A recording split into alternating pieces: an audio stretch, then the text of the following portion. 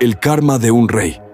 Dicen que ningún trono es eterno, que hasta los reyes más poderosos terminan rindiendo cuentas al tiempo, a sus actos y a su propia conciencia. Enrique VIII de Inglaterra fue uno de esos hombres que creyeron que el poder podía torcerlo todo, incluso el destino. Pero el destino siempre encuentra la forma de ajustarlo todo, aunque tarde años en hacerlo. Enrique VIII no nació para ser rey. Era el segundo hijo de Enrique VII, y durante su infancia nada parecía indicar que llegaría al trono. Su hermano mayor, Arturo Tudor, era el heredero. A él se le preparó para reinar, mientras Enrique disfrutaba de la música, la caza, el deporte y el estudio. Era un joven apuesto, inteligente y, según decían, el príncipe más encantador de Europa. Pero el destino tenía otros planes. En 1502, Arturo murió repentinamente, dejando viuda a su joven esposa, Catalina de Aragón, hija de los reyes católicos de España. Desde ese momento, la vida de ambos, Catalina y Enrique, quedó entrelazada para siempre. Catalina fue una mujer educada, piadosa y de una fortaleza admirable. Con apenas 15 años cruzó el mar para casarse con Arturo, pero su matrimonio duró solo unos meses. Viuda tan joven, quedó en un país extraño, en una corte que la observaba con desconfianza. Durante años vivió en una especie de limbo, sin saber si volvería a España o si algún día ocuparía el trono que le habían prometido.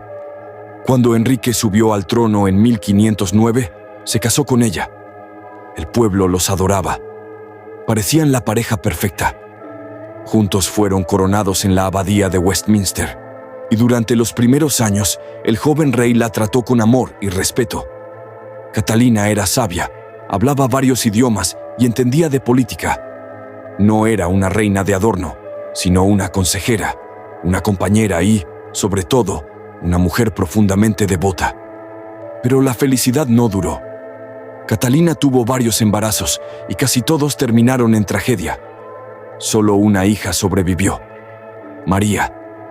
Enrique la amaba, pero no aceptaba que el destino le negara un hijo varón. En su mente, la falta de heredero se convirtió en una maldición divina. Comenzó a pensar que su matrimonio era pecado, porque Catalina había sido esposa de su hermano. Entonces apareció Ana Bolena, joven, inteligente, seductora y ambiciosa. No quiso ser amante del rey, sino su esposa.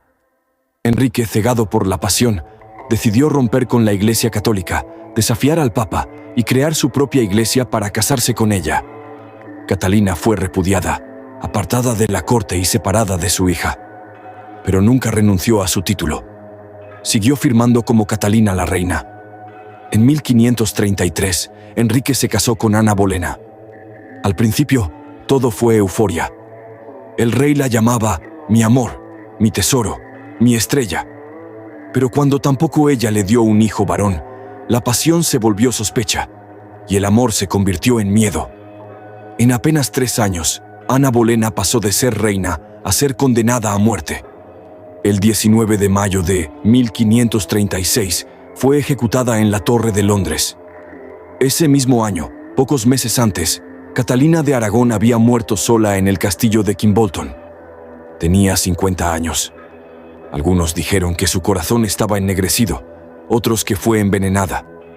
Nunca se supo con certeza. Pero lo que sí se sabe es que murió perdonando a Enrique y rogando a Dios por él y por su hija. La ironía del destino quiso que, apenas semanas después de su muerte, el propio Enrique sufriera un accidente que cambiaría su vida. Durante un torneo, cayó del caballo y quedó inconsciente durante largo rato. Algunos creyeron que había muerto. Nunca volvió a ser el mismo. Su carácter se volvió irascible, violento y paranoico. Su cuerpo se hinchó, su pierna se infectó y su mente se nubló. Dicen que el karma actúa despacio, pero con precisión. Enrique había humillado a una mujer noble, fiel y justa. y poco a poco, la vida le devolvió cada golpe que él había dado. Ana Bolena, la mujer por la que había arriesgado su alma, fue decapitada por orden suya. Su tercera esposa, Juana Seymour, murió tras darle el hijo varón que tanto había deseado. Y ese hijo, Eduardo, reinó solo unos años antes de morir enfermo y sin herederos. Las dos hijas que Enrique había despreciado, María e Isabel, terminaron gobernando Inglaterra. María, la hija de Catalina, se convirtió en María la Primera y trató de restaurar la fe católica. Isabel, la hija de Ana Bolena, se convirtió en una de las reinas más poderosas y admiradas de todos los tiempos. El rey, que había querido borrar a las dos mujeres de su vida, vio cómo el mundo terminaba recordándolas más que a él. En sus últimos años, Enrique vivía encerrado en su propio cuerpo, obeso, enfermo, con llagas en la pierna que nunca sanaban. Apenas podía moverse. Pasaba horas sentado, rodeado de comida, sirvientes y silencio. Había mandado ejecutar a ministros, nobles y esposas, y ya nadie se atrevía a contradecirlo. Pero por dentro estaba vacío, sin amor, sin paz, sin redención. Murió el 28 de enero de 1547, a los 55 años. Dicen que antes de morir pidió confesión, aunque nadie sabe si realmente se arrepintió. Fue enterrado en la capilla de San Jorge, junto a Juana Seymour, la única esposa que le dio el hijo que tanto anheló. Y así terminó la vida de un hombre que creyó poder cambiar las leyes de Dios, pero no pudo escapar de las leyes del alma. Hoy su historia sigue viva no solo en los libros, sino como una advertencia, porque cada acción deja una huella. Catalina, la mujer fiel, murió con dignidad y fue amada por el pueblo. Ana, la ambiciosa, pagó un precio alto por desafiar al destino. Y Enrique, el rey que quiso controlarlo todo, quedó como ejemplo de lo que ocurre cuando el poder se mezcla con la soberbia. El karma no siempre llega con truenos ni castigos visibles. A veces llega en forma de soledad, en un cuerpo enfermo, en la mirada vacía de quien tuvo todo y perdió lo esencial. Enrique VIII quiso escribir su propia historia, pero fue la historia la que escribió su destino.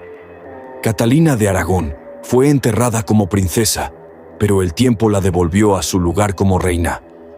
En la catedral de Peterborough, donde descansa, cada año las personas colocan flores y granadas sobre su tumba.